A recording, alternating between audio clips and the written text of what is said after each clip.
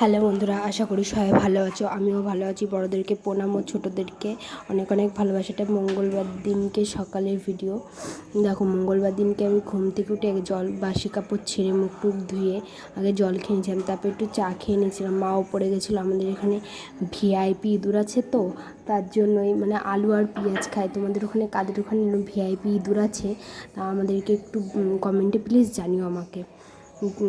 আর তোমরা কে কোথা থেকে এই ভিডিওটা দেখছো আমাকে প্লিজ বলো কমেন্টে।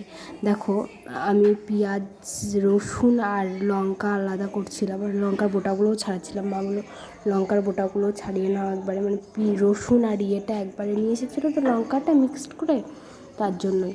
তা বাঁচতে আমি যে লঙ্কার বোটাগুলোও ছাড়ানো হয়ে যাবে, তাই আমি তাদেরকে ছাড়িয়ে নিলাম। তোমার দাদাভাই যেন কী এসে বলছিলো, আমি হাসছিলাম। মার সাথেও কথা বলছিলাম ওখানে বসে বসে। তা মা ওদিকে পেঁয়াজ কাটছিল, পেঁয়াজি ভাজবে বলে। তারপরে আমি দেখছিলাম ভাতটা। তবে মার সাথে কী বেশ একটা বলছিলাম, কথা খেয়াল নেই অতটা। তারপরে মার সাথে কথা বলতে বলতে তারপরে দেখো আমি ওখানে ভাত হয়ে গেছিলো, তাই ওর মধ্যে ডালের কোটো দেওয়া ছিল, তো তাই ডালের কোটোটা বের করবে। কোটোটা তুলতে গিয়ে অনেক কটা ভাত উঠেছে। এবার যে কোটোটা থেকে ছাড়াবো, গরম তো কী করতে, জল দিয়ে দিলাম। এই বাটির জলটা ওর মধ্যে ভাতের মধ্যে দিয়ে দেবো, তাহলেই হয়ে যাবে। ভাতটাও প্রায় হয়ে গেছিলো। তাই এদিকে মা পেঁয়াজ কেটে নিচ্ছিলো, পেঁয়াজি করবে বলে ধুয়েও নিচ্ছিলো, তাড়াতাড়ি করে কুচিয়ে নিচ্ছিলো পেঁয়াজটা। তা আমি ভাতের হাঁড়িটা নামিয়ে আবার প্রেশার কুকারটা বসিয়ে দিলাম তাড়াতাড়ি করে। তাই এবার সবজি ঢালতে গিয়ে হয়েছিল, কিছু সবজি পড়ে গেছিলো। তাই আমি আবার তাড়াতাড়ি করছিলাম, তো তার জন্যই পড়ে গেছিলো, বুঝতে পারিনি ওরমভাবে। আস্তে ঢাললেই ঠিক হতো। তারপরে এবার করছিলাম, সব হয়ে গেল, প্রেশার কুকারে দেওয়া হয়ে গেছে, চারিদিক দিয়ে পড়ে গেছে, সেগুলো আবার তুলে তুলে দিচ্ছিলাম সাইড দিয়ে।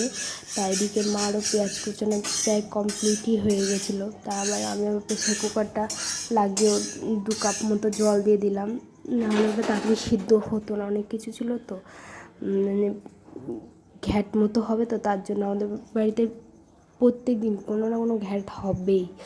তারপরে এবার প্রেশার কুকারটা বসিয়ে দিয়ে গ্যাসটা একটু দেখলাম জোরে দেওয়া আছে নাকি। তারপরে ভাতের হাঁড়িটাও সরাটাও নিয়ে আসলাম, নিয়ে আসার পরে করলাম, ওরমভাবে ফেলে নিই না, অতটা অসুবিধা হয় না। তারপরে উপর দিয়ে দিয়েছিলাম ভাতটা, তারপরে উপর দেওয়াও হয়ে গেছিলো। এদিকে মারও প্রায় হয়ে গেছে, এবং নমস্কার পড়ে না যায়, তার জন্য মা আবার পেঁয়াজি ভাজছিলো। তাই আমি তাই একটুখানি করলাম, তাই বললো ভাতটা বাটতে আমাকে গিয়ে। তাই আমি তোমাদের দাদাভাই ভাতটা বাটতে চলে এসেছিলাম। ও ভাতটা ঠান্ডা না করতে গরম ভাত তো খেতে পারে না, তার জন্যই। এইবার তাড়াতাড়ি ও আবার পেছন দিয়ে কী বলছিলো, তাই আমি তাই ওর সাথে কথা বলছিলাম।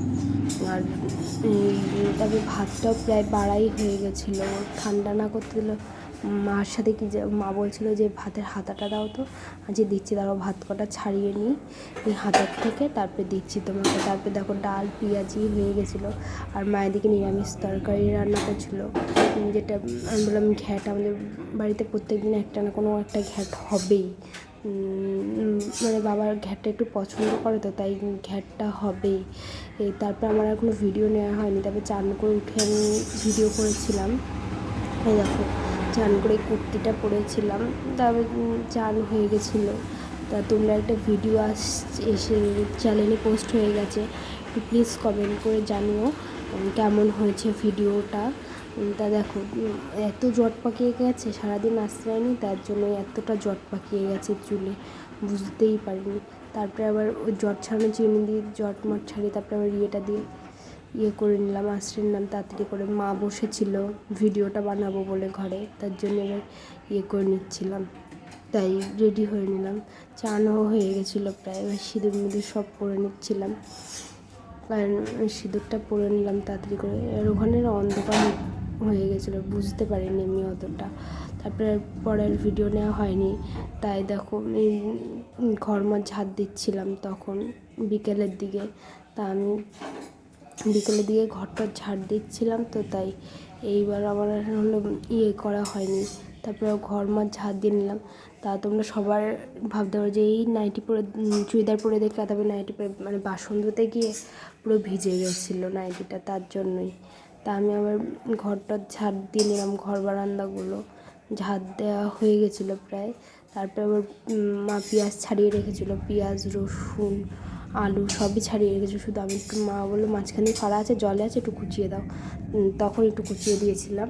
মা ওদিকে রান্না করছিল, মাংস রান্না করছিল, মাংস এনেছিল বিকেলে। তাই আমি এবার মার সাথে কথা বলছিলাম আর ওইগুলো কুচিয়ে দিচ্ছিলাম, বসে বসে কোচাচ্ছিলাম তাড়াতাড়ি করে। তাই কোচানো প্রায় হয়েই গেছিলো, তাই মার সাথে কথা বলছিলাম আর ওই পেঁয়াজটা কোচাচ্ছিলাম। কী যেন বলছিলাম আর হাসছিলাম, ঠিক খেয়াল নেই তাই এবার আমি বলছি যে ভিডিওটা অনেকে অনেক কথাই বলেছে, শুনেছি, কানে এসেছে, যে বলছে তাকেই বলছি ইঙ্গিত করে। তাদের বাড়িতে কি কেউ ভিডিওটা করে না? যে আমার শ্বশুরমশাইকে সে বলল, আমার খুব রাগও হচ্ছিল, হাসিও পাচ্ছিল। কি দরকার এইসব কথা বলার, মানে অনেককে অনেক কথাই বলবে জানি, তাও গায়ে মেখে লাভ নেই, আমার কাজ আমার করেই যেতে হবে, আমার এটা ভালো লাগে তাই আমি করবই। দেখো তারপরে পেঁয়াজটা ছাড়িয়ে মিক্সি করে দিলাম, মিক্সি করে দিচ্ছিলাম মাকে। মিক্সিও করা হয়ে গেছে প্রায়, মিক্সিটা করছিলাম তাড়াতাড়ি করে। তা আবার মাকে ইয়েটা দিয়ে আসলাম। তা মা আবার রুটি ভাজছিল বেলে টেলে। তারপরে আমি বলছি দেখি, তারপরে মা মাংস করতে গিয়ে আলুটাও ভেজে নিচ্ছিলো, যা যা লাগে মাংস করতে গিয়ে সেইগুলোই করছিল। তারপরে পেঁয়াজ তেলে দিয়ে দিয়েছিলো, জিরে, শুকনো লঙ্কা, তেজপাতা, তারপরে পেঁয়াজ ভেজে টেজে এবং যে মশলাটা মিক্সি করেছিলাম সেটাও করে নিচ্ছিলো। পেঁয়াজটা ভাজা ভাজা হয়ে গেছিলো প্রায়, তারপরে মশলাটা দিয়ে দিচ্ছিলো মা।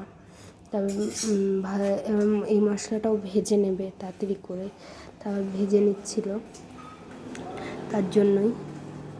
এবার প্রায় ভাজাই হয়ে গেছে।